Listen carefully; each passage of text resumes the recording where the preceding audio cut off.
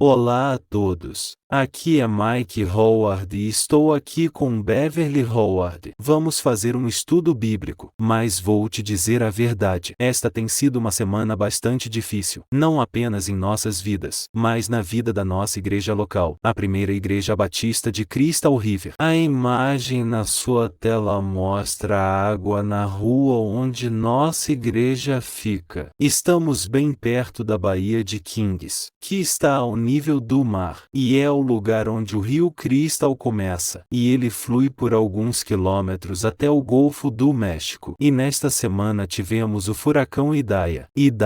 Seja lá o que for, que veio com uma maré de tempestade. Perdemos o evento de vento, mas tivemos o evento de água. A maré de tempestade estava cerca de 7 a 8 pés acima do nível do mar. E nossa igreja tem 5 prédios. Alguns desses prédios estão acima do nível da maré de tempestade, e alguns deles não estão. Portanto, sofremos inundações causadas pela maré de tempestade em alguns de nossos prédios. Nosso santuário principal também foi atingido pela maré de tempestade. A razão pela qual menciono isso é que não precisamos de ajuda financeira de vocês, mas gostaríamos que vocês orassem por nós para que façamos as coisas certas, façamos as escolhas certas na recuperação dessa inundação. Mas acontece que a razão pela qual está realmente aqui é porque é realmente parte da lição de hoje. Então, preparem-se para isso. Estamos na segunda sessão. O título da lição é chamado Proclamado. Ainda estamos no capítulo 1 de Marcos. Marcos avança muito rápido, então tivemos que pegar algumas lições do capítulo 1 de Marcos. 16 capítulos no Evangelho de Marcos, e hoje vamos cobrir até mais ou menos o capítulo 3, versículos 6 ou 7. Não consigo me lembrar. Então, este é o Evangelho de Marcos. Ele está dividido em 3 partes. Os capítulos 1 a 8 são onde Jesus realmente está realizando seu ministério terreno, a maioria dos quais acontece ao redor do mar, especialmente na parte norte do Mar da Galileia, onde ele está ensinando, curando e alimentando. Ele está realizando seu ministério. Ele está falando às pessoas sobre a vinda em breve do reino de Deus. E então, nos capítulos 9 a 10, Jesus vai se concentrar em preparar seus discípulos para a sua morte iminente. E então, acredite ou não, os capítulos 11 a 16 são 7 capítulos.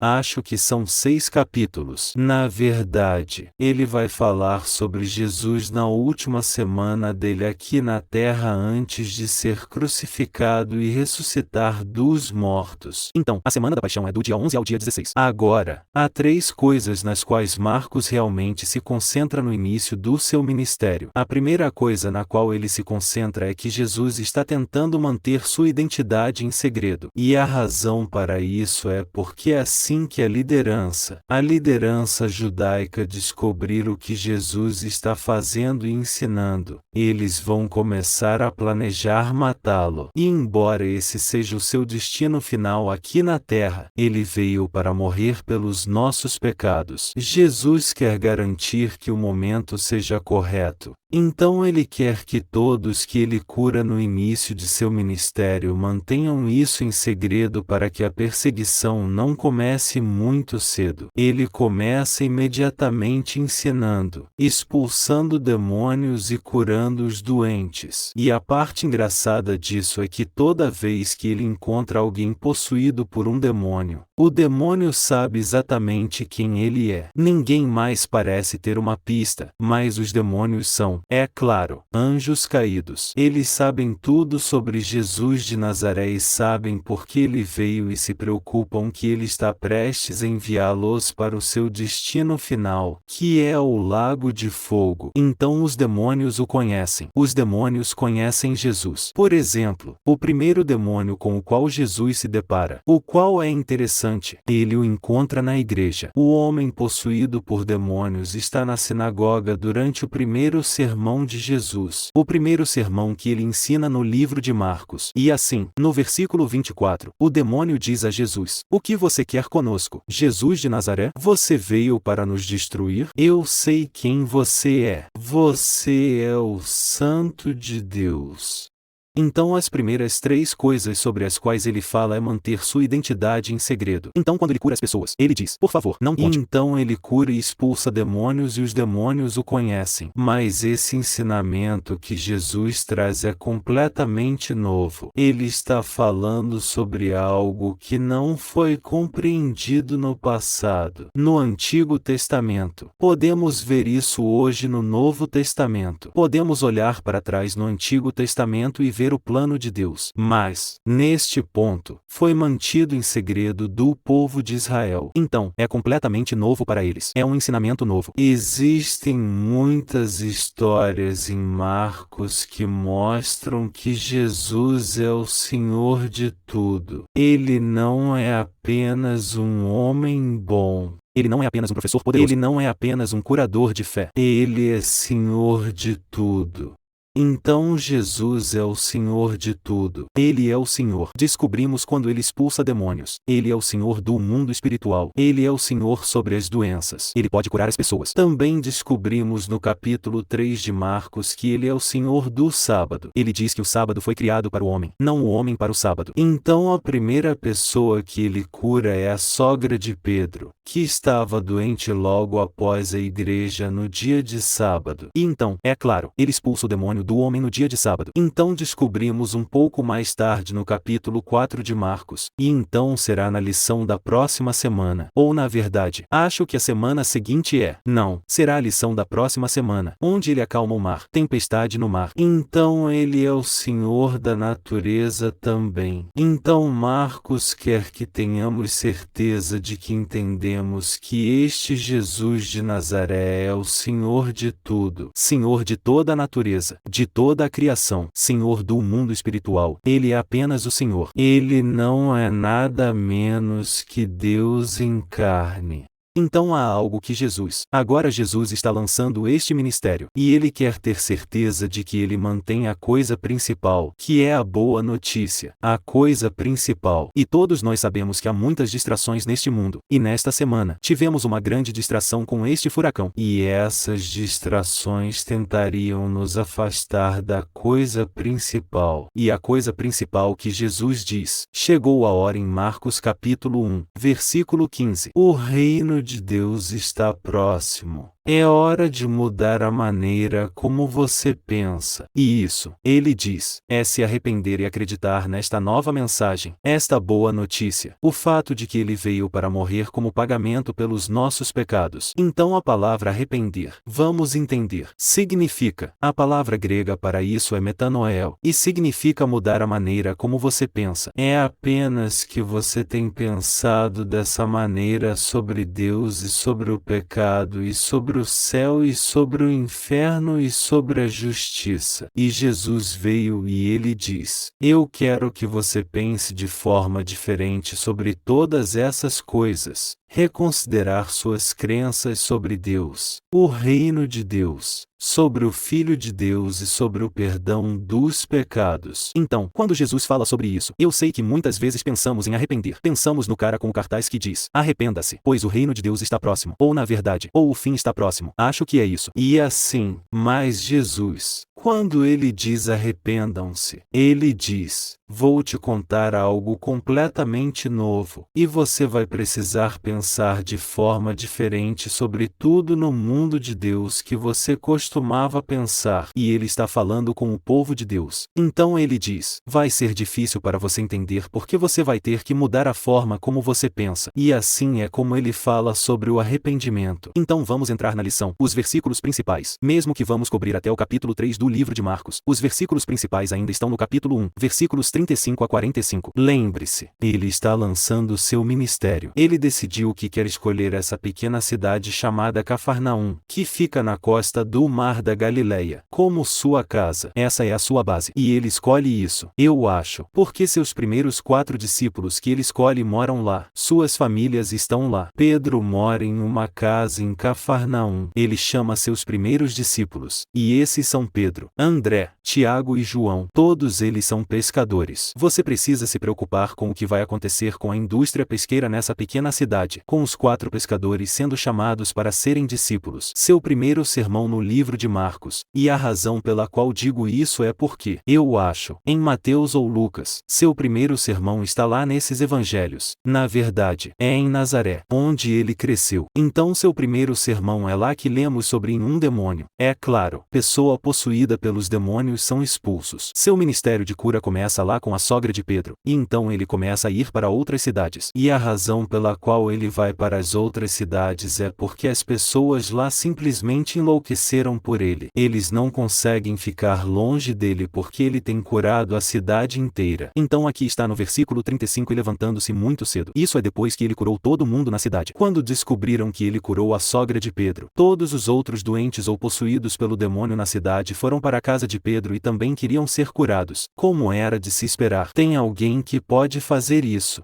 Vamos, o melhor médico. E levantando-se cedo, mas depois daquela noite, no dia seguinte, ele se levantou cedo de manhã, ainda escuro, e partiu. Ele saiu, não disse a ninguém para onde estava indo, para um lugar deserto onde ele orou. Agora, ele está apenas começando e, no entanto, ele faz a coisa mais importante que pode fazer. Ele fala com seu pai. Ele sai para um lugar tranquilo e ora. E essa é outra lição que podemos aprender desta parte do Evangelho. E Simão Pedro acorda e olha ao redor. Jesus não está lá. E ele diz: aqueles que estavam com ele, todos os seus 4 novos discípulos, saíram procurando por ele. E, com certeza, eles o encontraram e disseram a ele: você não entende? Todo mundo está te procurando. E Jesus diz isso. Eu quero que você entenda que eu tenho que manter o foco. Vou me manter focado na coisa principal, que é falar às pessoas sobre o reino de Deus, sobre a maneira como elas podem se aproximar de Deus agora que seus pecados foram perdoados. Então Jesus respondeu: vamos para outro lugar. Agora, quando se trata de outro lugar, são apenas cidades vizinhas, aldeias próximas, para que eu possa pregar. Isso significa proclamar, e esse é o título da lição. Proclame também essa mensagem lá. É por isso que estou aqui. O mais importante é dizer às pessoas que o reino de Deus está próximo. O resumo do ministério está no versículo 39. E quando Jesus percorreu toda a Galileia, ele pregava nas sinagogas, expulsava demônios e curava as pessoas. No versículo 40, um homem com lepra se aproximou. E isso é um grande problema porque essas pessoas são intocáveis. Eles não devem se aproximar de ninguém que esteja saudável ou não tenha lepra. Portanto, eles são os intocáveis. Um homem com lepra se aproximou de Jesus e implorou de joelhos: e se você quiser, pode me purificar. E quero que você preste atenção em 2 palavras: se você quiser e me purificar. Agora, Jesus simplesmente se vira e diz exatamente as mesmas palavras de volta para ele. Ele diz: se você está disposto, e Jesus diz: sim, estou disposto, e usa exatamente a mesma palavra grega. E então o versículo 41, e isso é a NIV e eu não gosto dessa tradução, e as outras traduções, a ESV e a King James, não usam essa abordagem. Diz aqui na NIV: Jesus ficou indignado. Isso realmente não é o que a palavra grega significa ou o que ela diz. Na verdade, significa que Jesus foi movido com compaixão. Ele sentiu em seu íntimo uma simpatia, uma pena por esse homem que tinha lepra. E então ele estendeu a mão. Isso é realmente estranho, certo? Você não toca nessas pessoas. Ele estendeu a mão e tocou o homem. E nas palavras do homem, ele disse: se você estiver disposto, pode me purificar. E Jesus se vira para ele, o toca e diz: sim, mesma palavra. Estou disposto, e mesma palavra. Agora você ficará limpo. E então ele diz ao homem imediatamente, o primeiro de tudo, imediatamente. E Marcos adora a palavra imediatamente. 43 vezes está eu acho, a terceira vez que ele faz isso. 43 vezes está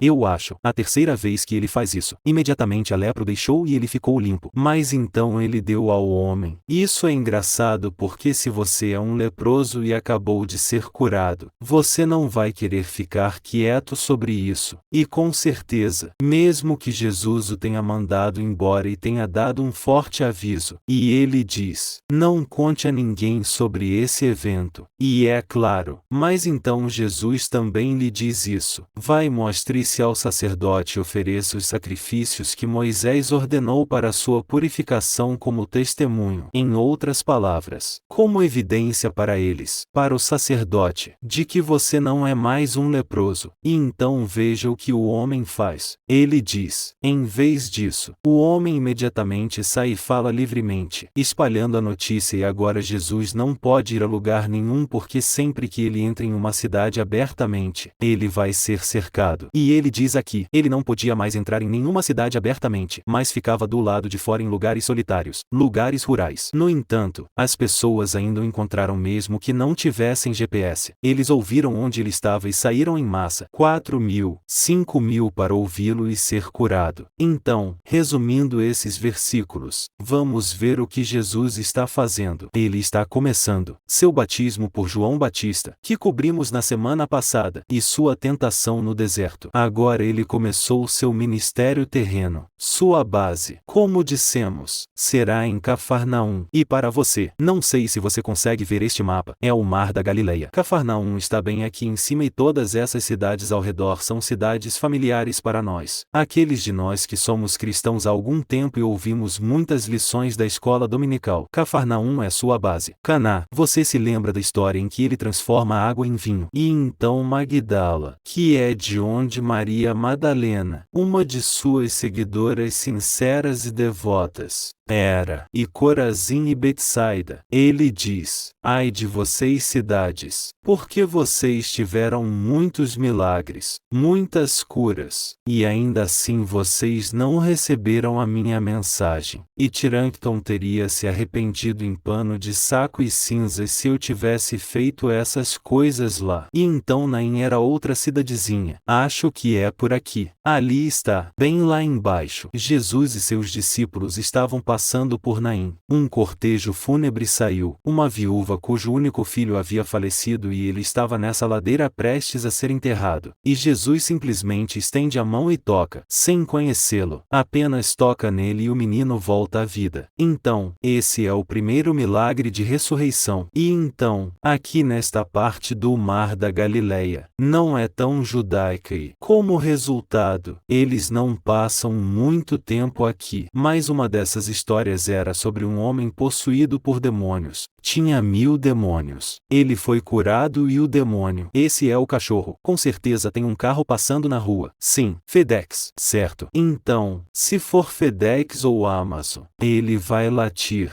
Então ele foi curado daqueles demônios. E lembre-se, aqueles demônios também disseram: ó Jesus, você é o Filho de Deus. Então, voltamos a isso. Então ele chama Pedro, Tiago, João e André como seus primeiros 4 discípulos. Ele prega, ele cura um homem possuído por demônio na igreja. Ele cura a esposa de Pedro. E tudo isso acontece em 11 versículos no livro de Marcos. E naquela noite, é claro, toda a cidade aparece na casa de Pedro. Mas meu resumo desta parte de Marcos até agora, e sinceramente, acho que será meu resumo de todo o evangelho é: Jesus quer manter, ele tem várias bolas que ele malabariza, mas ele quer manter as boas novas, a coisa principal. Essa é a principal razão pela qual ele veio, para anunciar essas boas novas. Se você for ao primeiro sermão dele em Nazaré, ele pega o rolo de Isaías e diz: ok, o Espírito de Deus está sobre mim para espalhar as boas novas ou contar as boas novas, para abrir os olhos dos cegos. E isso significa mudar a maneira como eles veem Deus, abrir os olhos para a verdadeira natureza de Deus. E Jesus, de acordo com Jesus, quando um de seus discípulos disse: bem, queremos que você nos mostre o Pai. E Jesus diz: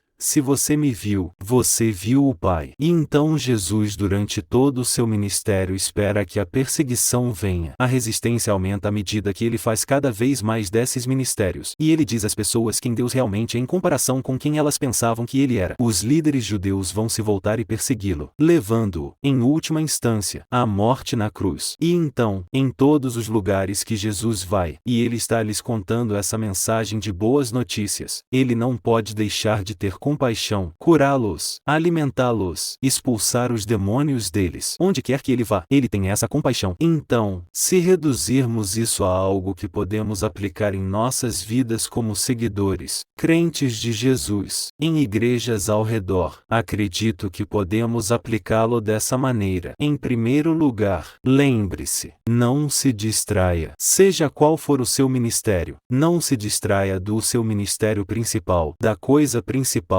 porque Jesus não poderia se distrair daquela mensagem principal, que é que temos um objetivo, um trabalho, é uma prioridade, e que devemos proclamar que Deus tanto ama o mundo, Ele tanto amou o mundo que deu seu único filho, para ser uma propiciação, para pagar pelos pecados do mundo.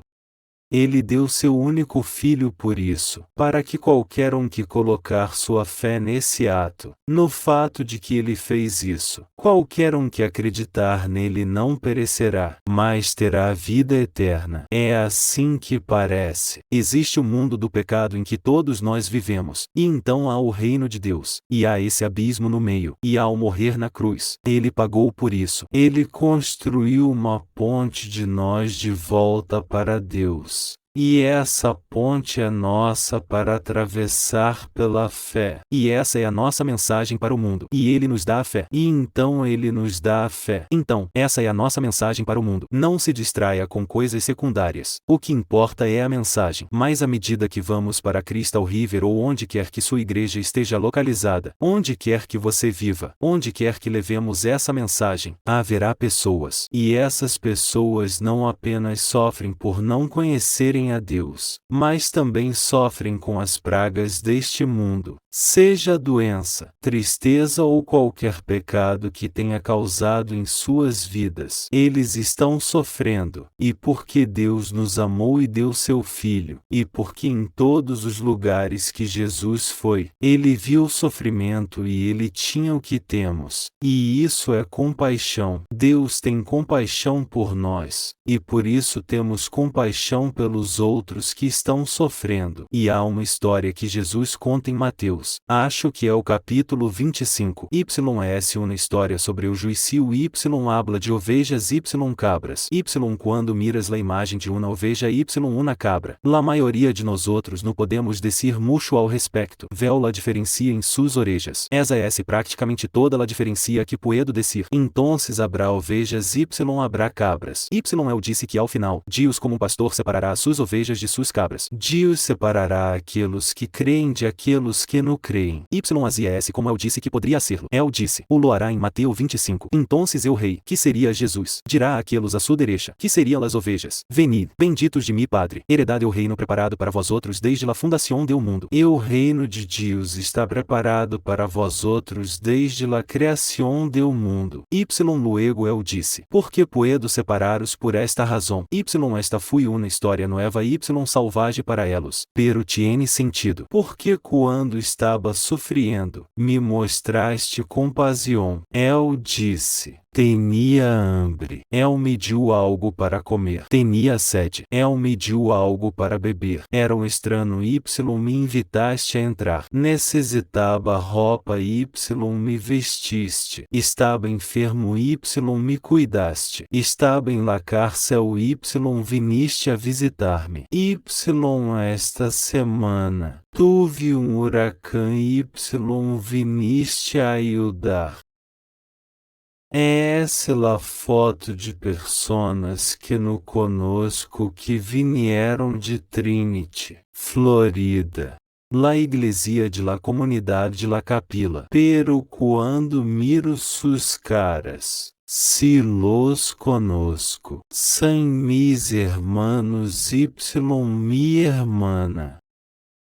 Necessitávamos ajuda y elos tuvieron compaixão. Eso es uma oveja. Puedes tener eu mensagem, pero si no tienes compaixão, não compreendes realmente lo que Deus hizo por ti. Ora comigo.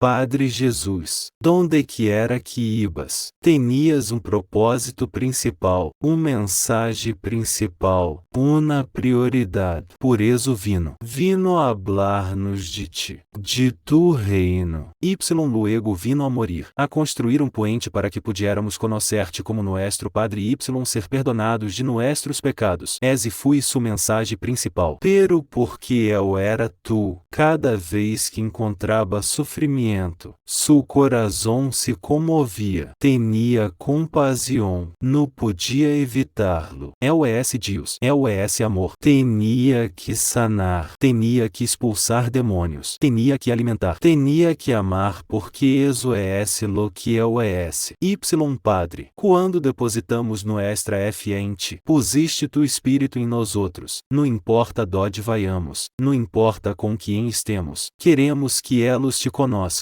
Y luego tenemos compaixão por su sofrimento. Esse é o coração de Deus. Esse é o coração que nos diste em o nome de Jesus. Amém. Bueno, eu comienzo em esta lección Y lo seguiremos através de este ministério hasta la cruz. Y luego lo seguiremos fuera de la tumba. Así que quédate com nós outros. Essa é uma história emocionante. Talvez hayas escuchado o evangelho 1.000.000 de vezes. Talvez hayas leído o evangelho 1.000.000 de vezes. Pero oro para que Deus use este estúdio para dar-te algo novo, para abrir tus olhos de novo para que puedas desfrutar de Jesus o Cristo de Nazaré. Assim que nos vemos na próxima semana. Mantenham-se saludáveis y sepan que los queremos chicos. Adiós. Gracias.